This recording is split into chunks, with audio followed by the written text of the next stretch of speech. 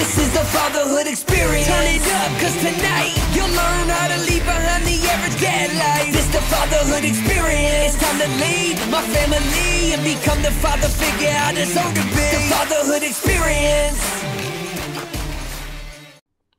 What's up, guys? Welcome back to another episode of the Fatherhood Experience, where we help men leave the average dad life behind and become the ultimate role model their families deserve. We are your hosts, Jason Priest and Zach Smith. We have an awesome guest for you guys today. But before we dive in, I just want to give a big shout out to all of our listeners. Thank you guys so much for continuing to follow our journey and help spreading the word to get our show into the ears of more men who could potentially change their lives for the better. With us today, I have Tommy Newberry. And Tommy Newberry is the New York Times and Wall Street Journal best-selling author of The 4-8 Principle and Success is Not an Accident. He is the founder and head coach of Achieving Optimal, an organization focused on helping Christian entrepreneurs attain the next level of financial success without compromising their faith, family, and health. I love that introduction, man. You and I chatted a little bit about our 4 pillars before the show, and Zach shed some light on that in terms of what our pillars stand for. So I'm excited to dive in, Tommy. Welcome to the show, my man. How are you today? Yeah, I'm doing fantastic and glad to be with you and love what you're all about. Thank you. Thank you. We appreciate that, man. And not long ago, Zach and I went through a full rebrand of breaking away from what we thought we were passionate about to what we're truly passionate about. And I think you probably got a little bit of that message before we started the show, man. So I love your faith, family, and health pillars that you talk about. So tell us a little bit about how you got here to be with us today, man. A little bit of a backstory about Tommy Newberry.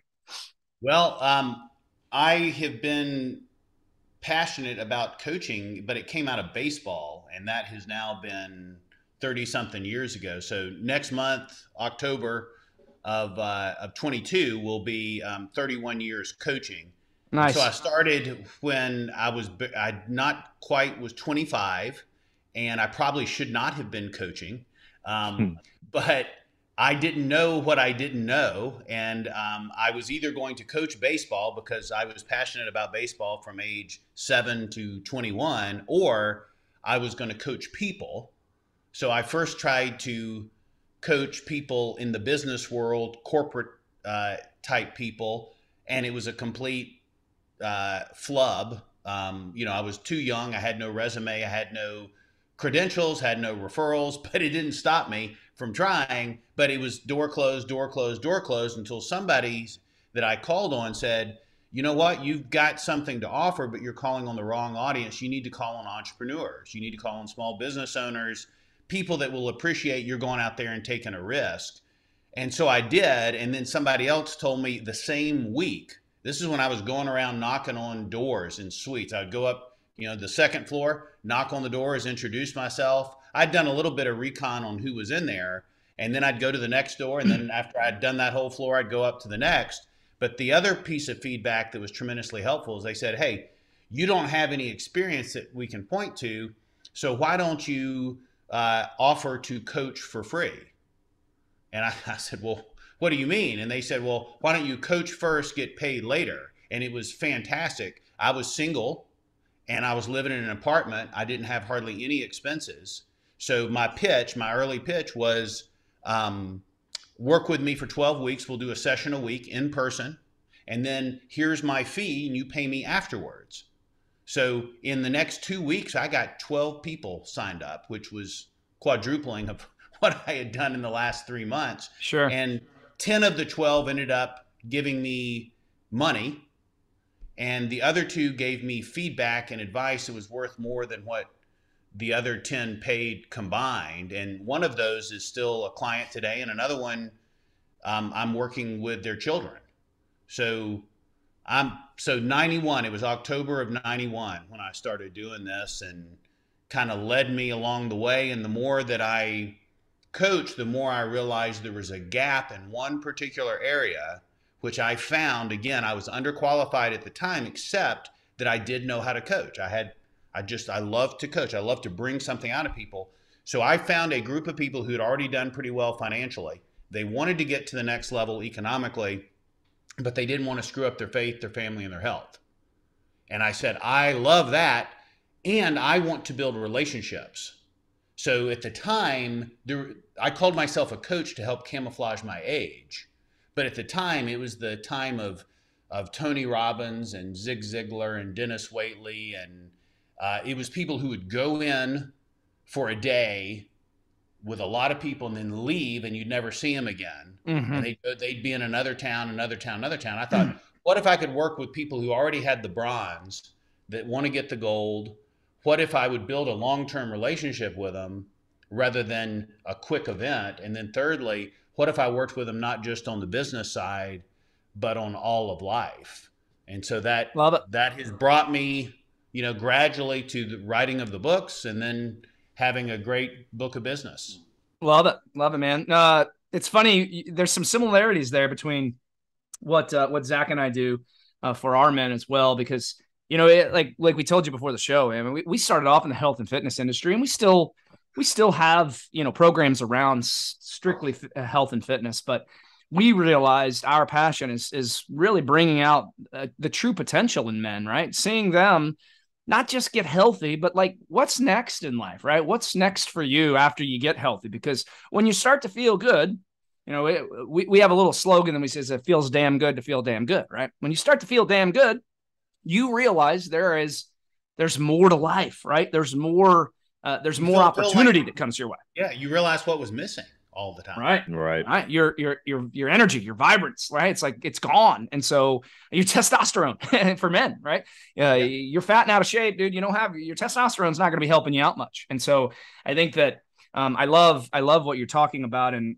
how you're helping people, because at the end of the day, man, like we all have our one thing that we're like really good at, right? Like Zach and I's thing is the bread and butter is health and fitness. Like we know that like the back of our hand, right? Zach has his, and even when you break that down, like Zach has his area where he's like really, really, really fluent in. And I'm like, if you're going to do that, I'd lean to Zach, right? Then I have my stuff, right? Where like, I love to get into the psychology side of things. I'm the mindset guy. Like I go deep on that. Zach's really good at that too, but like, that's like my baby, right? So we both have our thing, but then we have our thing, if you will. And so I love that not only are you helping with one specific area, but like you saw the opportunity to say, okay, like I'm a coach and I want to bring out the best in people, but I can do that in more than one way. And I love that. Yeah. And I, it's funny that your story is kind of a flip of mine. Sure. So I started off, I gave a little bit of lip service, maybe a little more than that, to the fitness side and some of the area side, but we were pretty much, hey, what are the right goals for you, long-term, short-term? How do we get you focused on those goals and set up the rituals along the way? But over time, I've become convicted that the fitness is not a side helping. In other words, physical fitness has to be of paramount importance. In other words, it can't be, and let's also try to be in decent shape with 20-minute aerobic workouts every week and that nonsense. So now in our 1% Club, which is our high tier program, everybody gets the DEXA scan every single quarter. And we know exactly what their lean body mass is and the best way that I've found to do that. And then we share that with everybody. So if you're fat, you're going to be uncomfortably fat, not because you're that fat, but because you're going to be exposed. And years ago, when fitness still wasn't a big thing in what we did, I remember a guy stood up, he had been working, he wasn't, if he was in a suit, he didn't look bad. But he said, in a bathing suit, I look awful, but in a suit, I look decent. We get a lot of that. Yeah. And so he had been working on losing 12 pounds forever. And he stood up and he looked at the other 25 guys and he said, if I don't walk in here at 185 pounds in November, I'm going to write everybody in here a check for $100. Needless to say, I've done something similar. He came in at 182.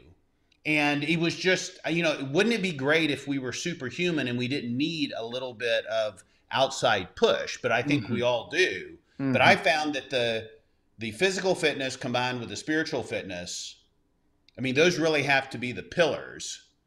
And, it spills over into mindset, of course.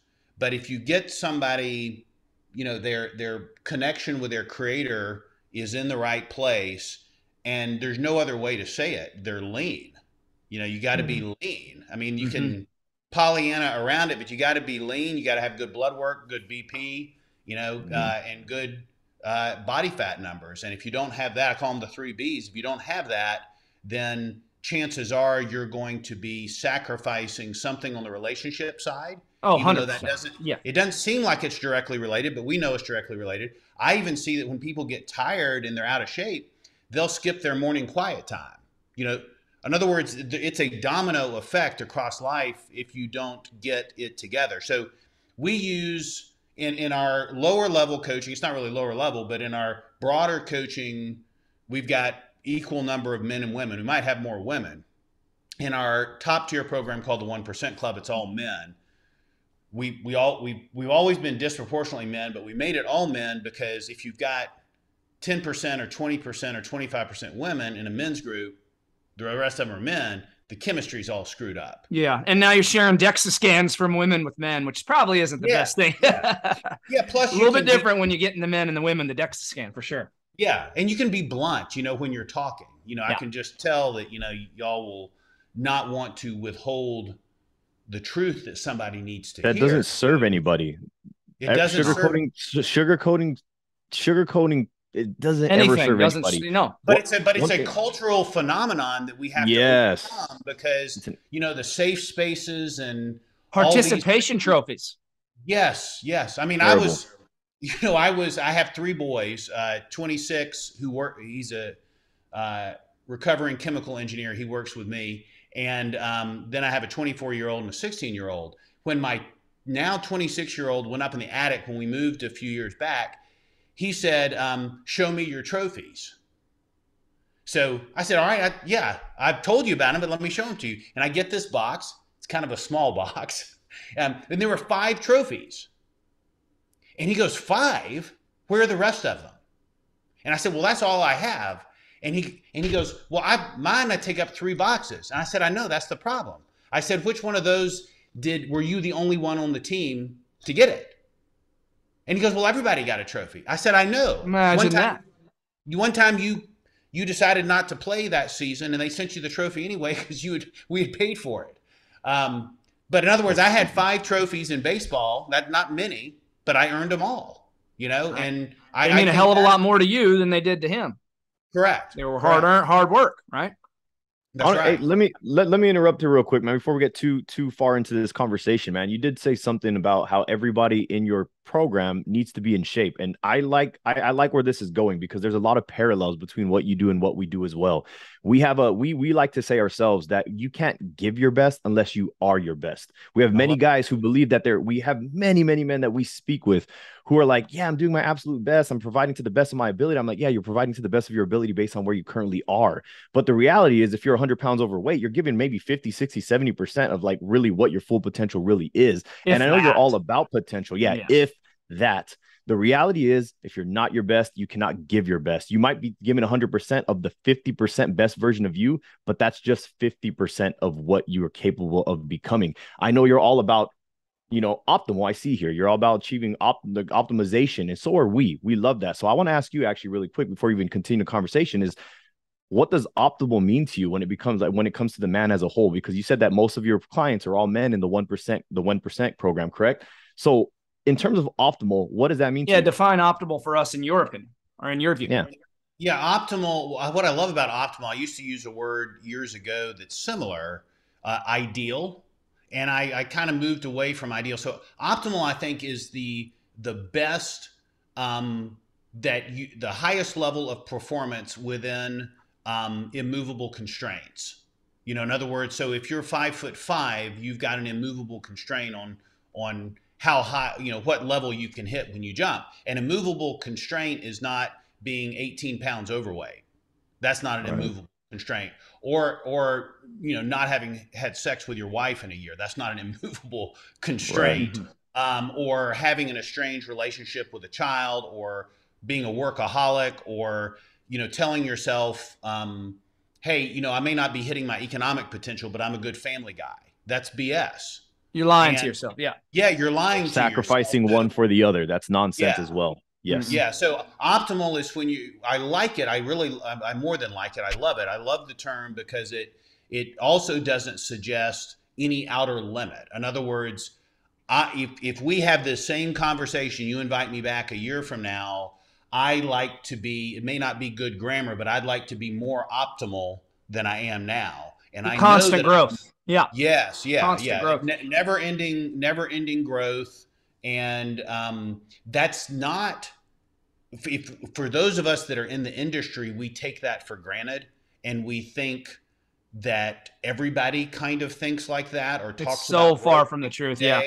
Or that everybody knows what a DEXA scan even is, or the difference between lean body mass and body fat percentage. And people don't. And most people, I think, are escaping with their discretionary time. They're entertaining themselves to death. Yes. Maybe not literal death, but the death of their potential, because there's so many fun.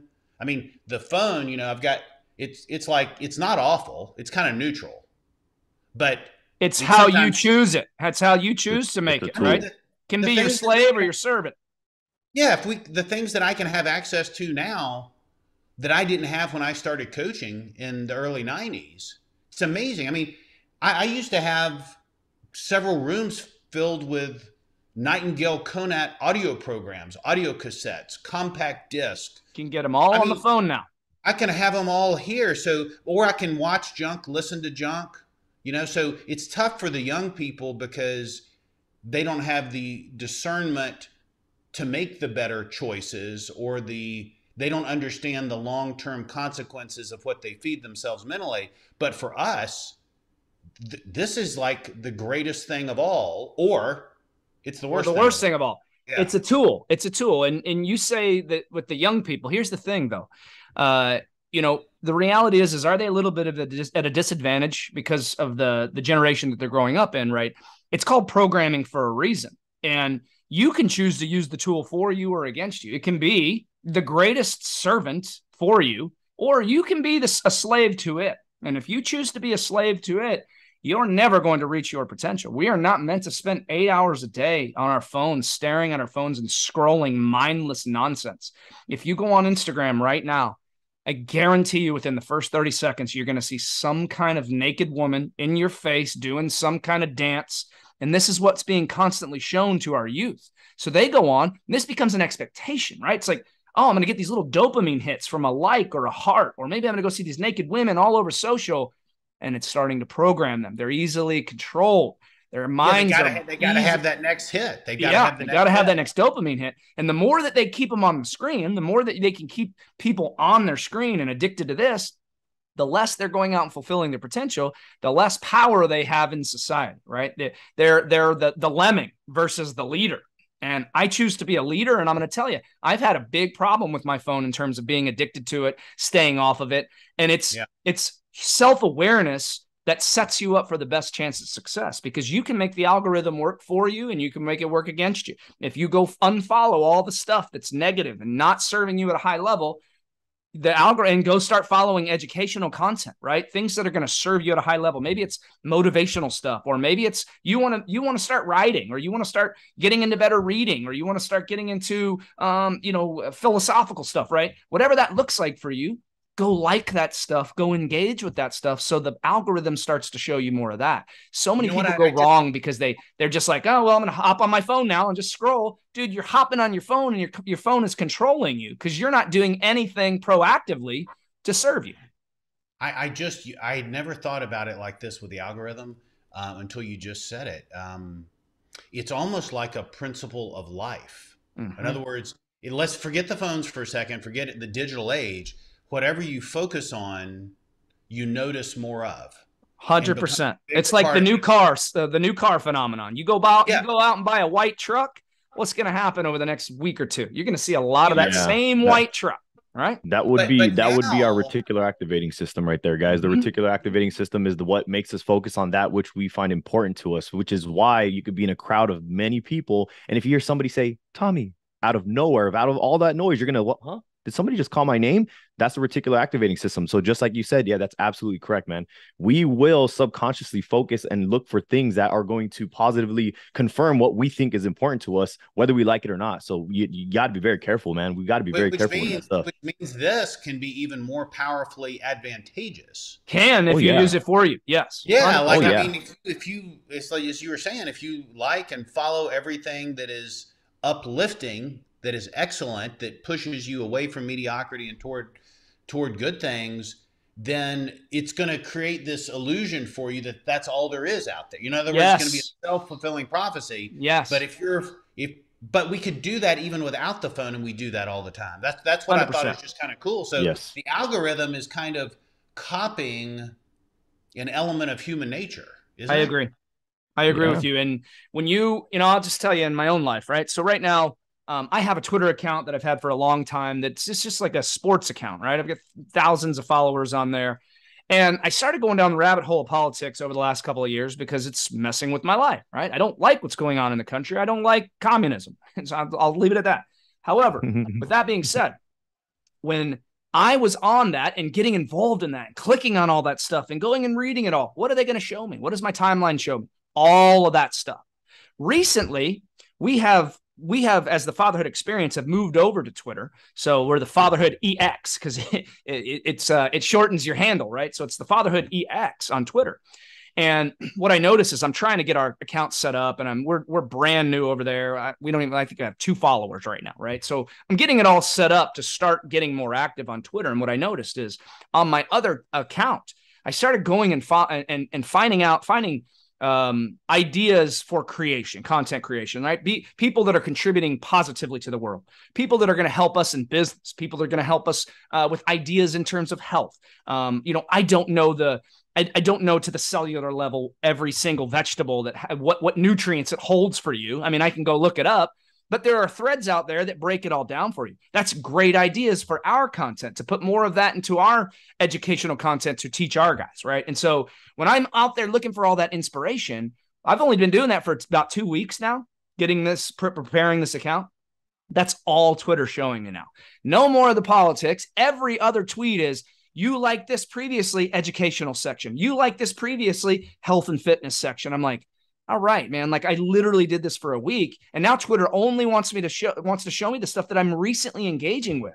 And that's just 1 week. Think if you did that over the span of a month, you started getting more engaged with content that's actually going to serve you. Think about how that can change the entire landscape of your mindset on a day-to-day basis, because you're going to be on your phone regardless. Why not have it serve you instead of send you down a negative spiral of negativity on a day-to-day basis? Yeah, I love politics too, because I think it represents values. Yet, I mean, that's just another term for values, and so politics battle for what are the values. But I can't have it coming at me. It will mess with your mind, man. It messes with your mind, and so but there's nothing that stops you from not in social media, but going to places that you have a respect for and getting, articles and information that is reliable and dependable, but you don't have to have it coming at you. I think the only thing I want to have coming at me is things that make me better and see the good in others, remind me of the good in myself, make me think about my highest contribution that's possible. And then on my own time, I can go seek, any articles on other things that I want, including politics, world affairs, cultural events, and things like that. But I think that's we use the phrase positive mental nutrition, and it's such a good phrase because everybody gets, even a person that's out of shape and has a bad diet, they understand negative mental nutrition. But it's more important, I believe, that you put good stuff in your head. 100%. And you put in your mouth. And in fact, the more good you put in your head, I believe it's going to eventually and inevitably shape what you put in your mouth. I mean, I can't agree with you more, man. I can't agree with you more. Podcast, or, if you're on the way home from the office and you're a dad and you're listening to a podcast on how to be a better father or how to be a better husband, there's no way that's not going to influence your evening. No, not at all. Yeah. It's impossible. It's impossible. You might take away one tiny little nugget, but it's going to be there. It's going to be there. And you put it in there. You chose to put it in there. Yeah, but at a minimum, it's even if it didn't do that, it's still displacing the garbage that otherwise would have gone in. Yes. So even if you didn't learn anything new, but you were just displacing junk, or it's still a win. Yep. It's still a win. It's still a win. We actually did a class a few weeks ago on mental nutrition in our fatherhood class. That was the title of the class because it's so true. Go ahead, Zach. No, man, I was just going to say, we people don't realize that most of the thoughts that we have in a day, and it could be anywhere between 50, 70,000 thoughts in a day, 91% of them are exactly the same.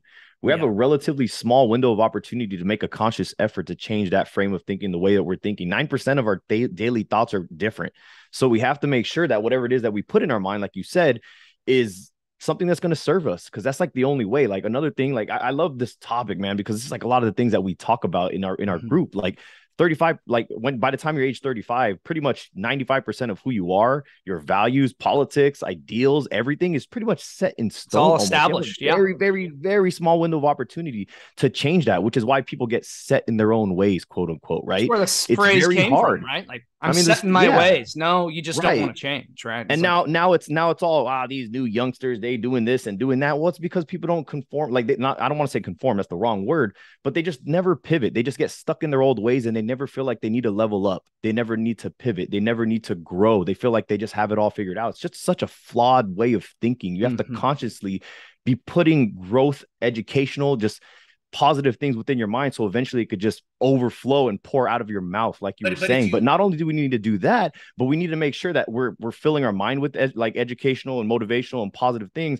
We also need to train our mind to focus on the positive things as well, because it's very easy to find the negative within a day and focus on that and say my whole day is screwed, when really it was just one tiny little moment in the day. But if that's all you focus on, guess what? Now you just your have whole day screwed. So we got to fill our mind up and train it in a way to focus on the positive as well. Yeah, I think and to that end, I think why are more people just kind of engaged in what is entertaining and interesting to them at that current moment? It's because they don't have a vision of their life being any better a decade from now or 3 decades from now. Right. In other words, they're just, it's not like we should always live in the future, and we certainly shouldn't live in the past. But if you're not thinking, any more than, the length of your arm as far as a time horizon, then you're going to be at a disadvantage. My worst decisions have been when I took the smallest amount of time into consideration. Is this good for me in the next week? Is this good for me in the next hour? Is this good for me in the next 15 minutes? Or what would be the wise thing to do in light of what I want my life to look like a decade from now? I mean, somebody who makes decisions on a short time perspective versus a long time, they could be identical twins. But when you get 10 years in the future, they're going to be completely different people because their perspective has changed. And I think when their perspective changes, everything changes. And on a day-to-day basis, the only way I've been able to make progress in that area of making sure I'm focusing on the right things is to start the day where, like, when we started using this phrase, it was relatively uncommon. Now it's an assumption, but we call it an EMSR, your early morning success ritual. And most of my clients can say, if you want to know how my day has gone, just ask me how my EMSR went. Ask me how my early morning success ritual went. So we break it up into, spiritual, mental, and physical. Something that you do. It can be for my more seasoned clients, won't even start their business day until 10 or 11 in the morning. So that they're thinking, they're meditating, they're praying, they're getting not a minimalist workout in, they're getting an intense workout in.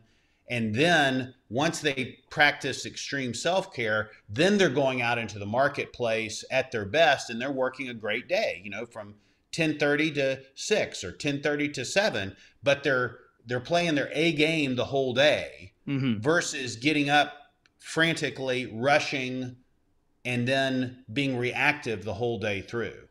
That's a huge problem in our society. And It's why a lot of people will die with untapped potential is living life reactively. We live in this fast-paced society. And when you get, like Zach said, when you get set in your ways, right? So say set in your ways is 40 pounds overweight. You've got, got 2 or 3 kids. Maybe you're all in school, and you wake up in the morning, you hit snooze 3 or 4 times. You wake up, you jump in the shower. It's a scramble to get to work. You barely make it on time. You're living there. You got these deadlines for your boss, trying to get all your stuff done so you can get out of work, go home and get the kids to practice or get their homework done, or zonked out on the couch because you got no energy, and now you're spending time with your family zonked out on the couch. And then you get to bed, you stay up, you get to bed late, right? You're constantly in reactionary mode, right? You're living life reactively. So the example you gave a minute ago, Tommy, with the 2 different people, right? I'm making decisions based on the 15 minutes or the hour or maybe even the day, versus I'm making decisions based on the next year to 5 to 10 years of my life. One could argue that the person that's making the decisions based on the hour to hour basis is living life reactively, right? It's the proactive approach about setting your life up for success. What you just walked through is very similar to what we teach in our morning routine. We don't give you an exact recipe for the morning routine.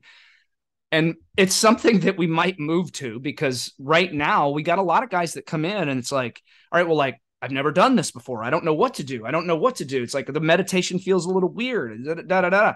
Dude, you got to program your mind. You have to be proactive about it. Why is a gratitude journal so powerful when you do it for a few weeks in a row? Why does that become such a powerful thing, right? We think we attract what we focus on. And the more that you focus on gratitude, the more your body is going, or the more your mind is going to pull more of those things into your life. We also have a concept of documenting our daily wins. We have a daily wins post in our group where people go, and the guys go at the end of the day and jot down a few things that they won for the day, right? Your whole day can come collapsing down all because of one bad thing that happened. And you can reflect on that day and look back and find a few wins for the day, so that before you go to bed, your mind is focused on the fact that you won, you're a winner, and you're going to get up and you're going to do it all over again. The problem is so many guys in our world, it's men, so many men get caught up in this reactionary lifestyle that they let themselves continue to spiral more and more out of control. And it becomes harder and harder and harder to be proactive about it, right? Because discipline, being proactive and being disciplined, it's very easy. Each decision you make gets a little bit easier and a little bit easier, right? When you choose to do the right thing, when you choose to do the thing you know is going to serve you, it starts to get a little easier and a little easier. The reverse is also true. When you don't choose the right thing, it also starts to get a little bit easier and a little bit easier to not choose the right thing. Which way do you want to go? Which path do you want to choose? Both of them are going to be equally as easily for you to choose to do it or to not to do it. Which way do you want to go? And if you don't live proactively and you live a reactive lifestyle, generally speaking, it's a recipe for disaster. You're always going to feel like you're behind the curve, man. Correct. If you're living reactively, not proactively, it's always going to be, I don't have enough time for this. I'm too busy. It's when the excuses start. It's where excuses come, and it comes so easy because everyone's so we're in a, like you said, Tommy, they can't think past the length of their arm, right? Because we live in a society. It is really a cultural problem now, man. Where back in the day, you had to think long-term in the short term because you had to think about your future. Nobody cares about the future now. They care about ordering something online and having it delivered before 8 p.m. And if it doesn't, they're like, where the hell is my stuff? Or the next like on their the next like or heart on their bathing suit. The next hit of dopamine, the next delivery, the next exciting thing. They don't care about the long term anymore. It's a cultural problem we're dealing with, man. It is. It's like the like mass hypnotism.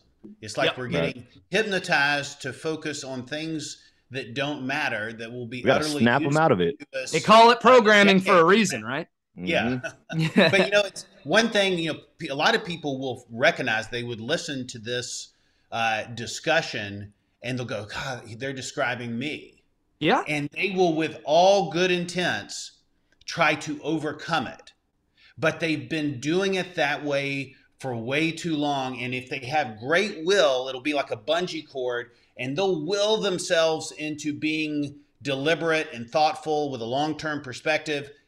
But boom, the bungee cord will just snap back. And so that's one of the dangers with habits. You were kind of alluding to it as, good habit, bad habit, or reactive, non-reactive. But once you get into a mode, it grows and it tends to dominate your impulses. Yes. And you've got to, you you got to break through. That's why I think you've got to having some kind of group of people who are in it with you. Support and accountability goes a long way, man. You, to show you up, to speak the truth into you when you need it, and to not tell you that you're doing okay when you're not, or telling you that it's okay to skip your workout or to raise your voice and that kind of thing. It's just some things are unacceptable.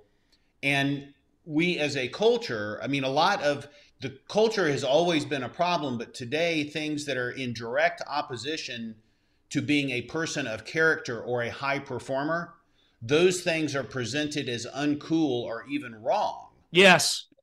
And the things that will lead you to regret are presented in the highest light as something that you should strive for. You're easily controlled that way, though. Yeah, and that's what I touched on. It's like the model, but this wasn't like this when I started years ago. It's flipped upside down. I mean, virtually everybody believed in merit in 1991 when I started coaching. Virtually everybody. I mean, there's the few outliers, but those who believe that everybody should get the same things, even though they don't apply themselves in the same way. Isn't that called communism? Yeah. It's like what the hell? Socialist. Socialism is a mindset. Yep. Yes. And the only difference between socialism and communism, I mean, there's some academic differences, but really communism is 100% socialism. Yep. But socialism really starts here in the mind, and the culture is making big inroads with young people by redefining words. Yes. Like responsibility is no longer individual responsibility, it's mutual responsibility. And equality isn't equal opportunity, which, by the way, is not perfect opportunity. It's just, the best opportunity that humans can create, which is very imperfect. And then equity, where they're adjusting everything to where everybody gets the same reward. You're all equal. The participation trophy. It's nonsense. You can be a boy or a girl, choose whatever you like. Like this it's in opposition to human nature, so we can play along with it for a while, but everybody that knows upside down, from right side up is having some friction right now. Yep. And so some people get it out and they express it to others, and other people hold it in, and they're listening to people saying the sky is down here. And they're sitting there politely going, yes, it is, or they're not saying anything at all. So I don't know whether it's combustible or what, but one thing that I have loved that we've touched on a little bit, all of it today, is, the principles of success, the principles of a healthy mind, principles of a healthy body, but also the principles of a healthy civilization or a healthy country. I mean, you've got to put in before you can take out. You've got to reward merit, not give trophies. Right. Got to take care of yourself. If you're not willing to help yourself, nobody can ever help you. I mean, 100%. There's a common thread of principles, and I believe principles matter most because they work for everybody. And I may have advantages over my next door neighbor in some ways, but if you really get to know both of us, you see that person has advantages over me, and just like what the analogy that I used with Zach and I, right, with what we do in terms of our bread and butter. Like we all have traits. I think that it's this expectation that everyone's created equal, right? It's like this it's a sense of entitlement, right? We have this generation that's like entitled, and then they go get an art degree for $60,000. And now they want their student debt repaid, and they want to make $20 an hour working at Starbucks because their degree is worthless, right? It's just this toxic educational system that we have that's raising our youth to not go out and do anything big, right? You can go out and go get a degree, go get a bachelor's degree in biology. It's going to serve you. Well, it's going to serve the institution that you paid all that money to, but now you have a dead-end degree and you don't have anything, and now you feel like you got all this debt and you're owed something. Well, guess what? Like, your income is a direct correlation to the value you provide for the world. If the value you provide for the world is nothing more than a checkout person, no offense to them, you could be the greatest checkout person in the world. Great for you. But like, if you expect more than that, you got to put in the work. And most people aren't willing to put in the work, and they can't see past the curtain that our public education system puts over your face saying, oh, critical thinkers, man. Yeah, we don't have it. We don't have it. You just need critical thinkers who are willing to do more to get more. That's really what it is, man. That's the bottom line. There's something very subtle in what we're talking about, which is when you're young, let's say you're 17 years old, you're 22 years old, and you're told that you're not getting a fair shake of things, or you should be getting the equal fruits of this person or that person. Okay, I'd love to have that debate, but there's an undercurrent that is worse psychologically, which is, if you think that's how you're supposed to get the things you want in life, then it's going to suppress your motivation. In other words, if it's just supposed to be handed to you because you show up, then where is the drive to stand out if you can get rewarded just by being present? It literally comes back to the trophies for everyone. That is a great mental imagery that most people in a certain age range. I'm 55, so I never got one like that. But I think maybe if you're 48 and younger, dude, I'm 42 and I never got a participation trophy. You never got one? Mm-mm. So first, second, or third. If you didn't get that, you weren't getting an 8th place trophy. I'm 33 and we never got one. If you weren't 1, 2, or 3, you didn't get shit. You lost. Right, so then that means it's a last. It's probably right under Zach's. Right I under think where that was Zach's the last. Yeah, I think that was it. I was the last of them, man. Now everybody else is like, yay, good job participating. As long as you have fun. No. No, winning is fun, buddy.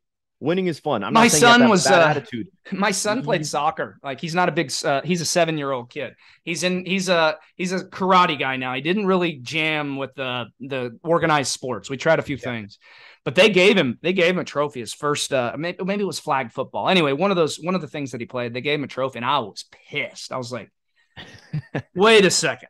I was like, listen, son, we got to have a conversation. I know you love the gold little shiny thing. You didn't earn that, man. You didn't do a thing for that. You showed up because dad and mom brought you there, and I need you to know why. All right. I love you, and you're going to have opportunities for trophies. You're doing well in karate, yada, yada, yada. You did not earn that. And I had to have a conversation with him. So it is what it is. And I think that more dads need to step up to the plate and have a conversation with that organization. Yeah. We had that same ceremony. We had like a ceremony. Like, I didn't make a scene at the team party, where they're doing the trophies, but we'd get home, or even in the car outside the pizza place where they had the party. I'd say, you understand that everybody got a trophy, right? And I said, do you understand why they got a trophy? He said, because they showed up. And I said, no, not really. I said, do you know that it costs your mom and dad money for you to play in this rec league? He says, yeah. And I said, that's why they got a trophy. And I said, but when you get older, you can win most valuable player award. You can win the one I like, most improved award. You can win one on merits. But interesting thing is, even when you get out of youth sports, many high schools don't touch it anymore. They just don't want to give a team MVP, because then it leaves all the other people on the team that didn't get nonsense is what it is. Yeah. It's nonsense. It's a soft mentality, a soft culture that we're forming, and it sucks. Yeah, I always was motivated when I wanted the trophy and didn't get it. It gives you a little more hunger. You're like, well, I want that, right? It challenges you a little bit. Yeah, the next season comes around, you're hungry. Yeah. Dude, let me read this quote, because we've all probably heard this, man. With the way that we're all thinking, the way that we probably have our algorithm set on social media, we've probably all come across this quote. But there's a quote in a book, and let me know if you've heard it. But guess where we are in society right now, right? So the quote goes, hard times create strong men. Strong men create good times. Good times create weak men, and weak men create hard times. That's what where the hell do you think we're at in a society right now? That's the phase. I'm pretty sure we're at where weak men are creating hard times, given that we're in a state of our culture is like, here's a participation trophy, everybody. What incentive do I have to be the absolute best and win if I know I will be rewarded no matter what? I absolutely love that excerpt out of a book, because it is just so true. It is so cyclical. What will happen is people are eventually going to realize, like, our society is a joke right now. Not to shit on America, because we love this place and we want the best for it. But like, as a culture, we are getting so soft and so weak because nobody is willing to put in the work to have, like, if you want what other people, don't have, you got to put in the work that people won't do. That's the bottom line. And eventually it's going to catch up, and it's going to get back to the time. It's cyclical. Like I said, it's going to go back to where hard times create strong men. And we are going to get back to that time. I just wanted to get back to that time sooner than later. And the only way hard times might be a civil war, my man. Is people like us who knows what it's going to be. But the only way it's going to happen is for people like us to spread this message and for people to listen. Because the reality is participation trophies are trash.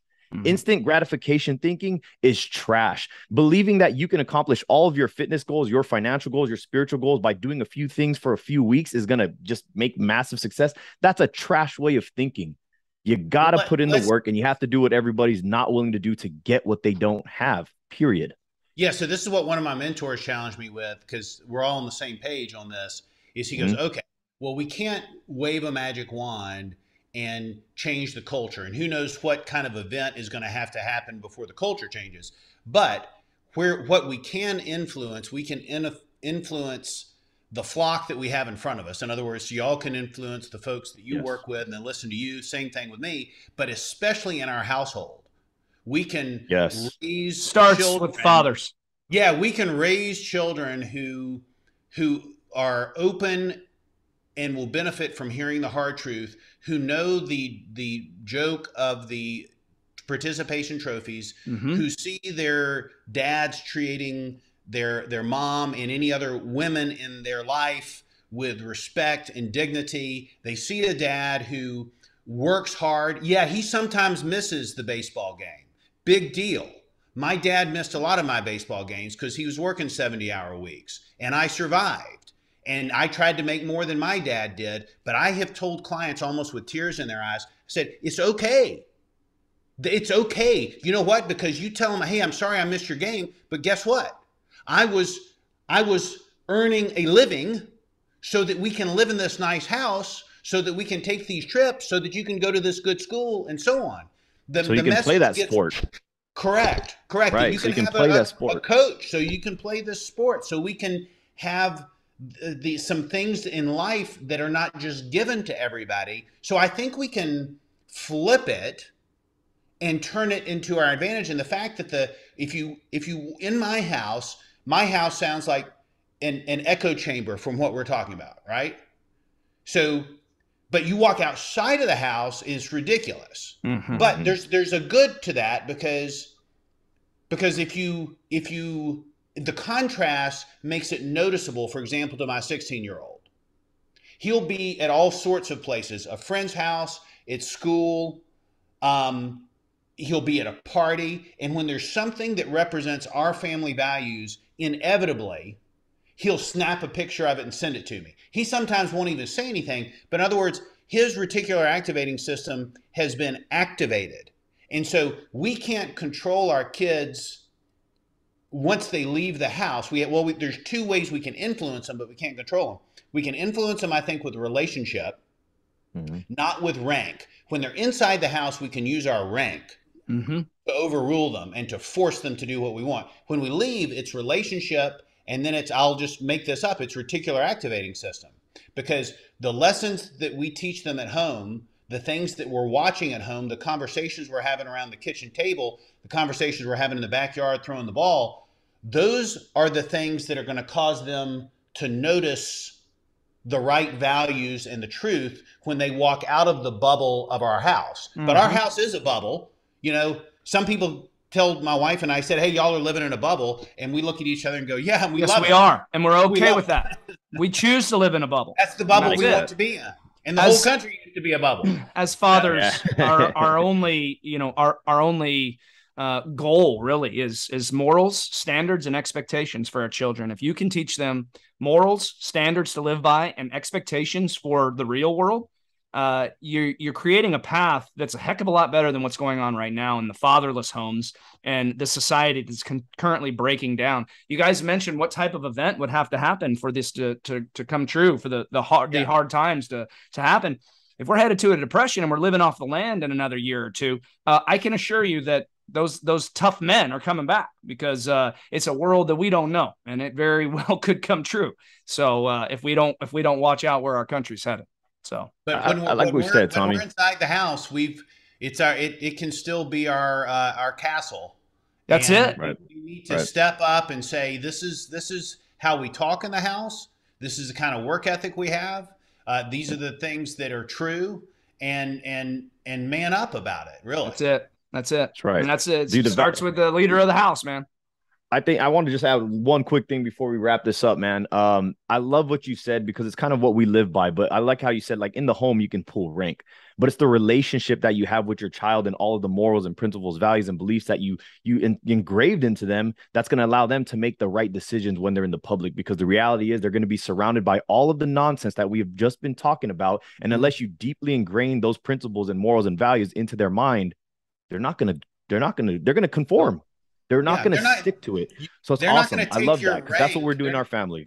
Yeah, they're not going to take your rank to a party with them. No, hell no, because you're not in their house. They're not in your house anymore. Yeah, in the college, they're not going to have your rank. They're only going to have lessons that you branded onto them, and the relationship of that they care enough what dad would think of this decision that I'm contemplating. And I mean, I was fortunate that I had those thoughts going on in my head, you know, and that's relationship driven. And that and takes daily hard work from dad to instill those values and those beliefs that are actually going to trigger those emotions. If dad's not putting in the daily work to that relationship, then that's not going to hold true. And I think that's on the micro level. That's where it has to start, man. It's a day. I heard a good line I want to share before we wrap it up is, this one of my friends he's a clinical psychologist. He told me when my older two were still young, he said, Tommy,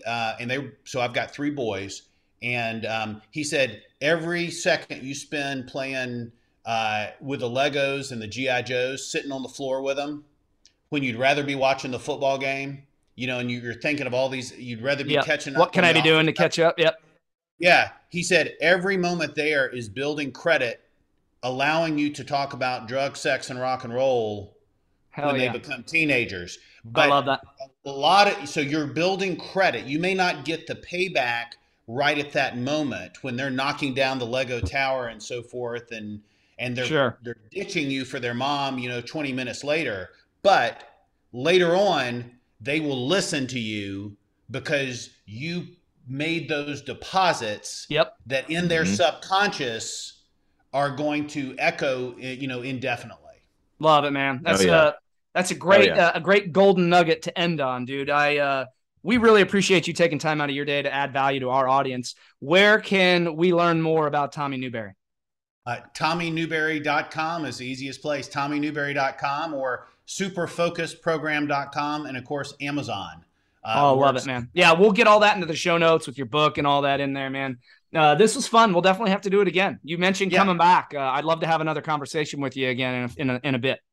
Yeah, anytime. I think we're on the same team. So let's work together. Doubt. Oh, yeah, we are. No doubt. Well, let's make it happen, dude. Thank you so much for joining us today, man. Hope you and your family have a great weekend.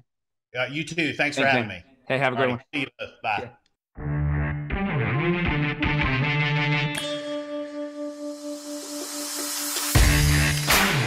Yeah.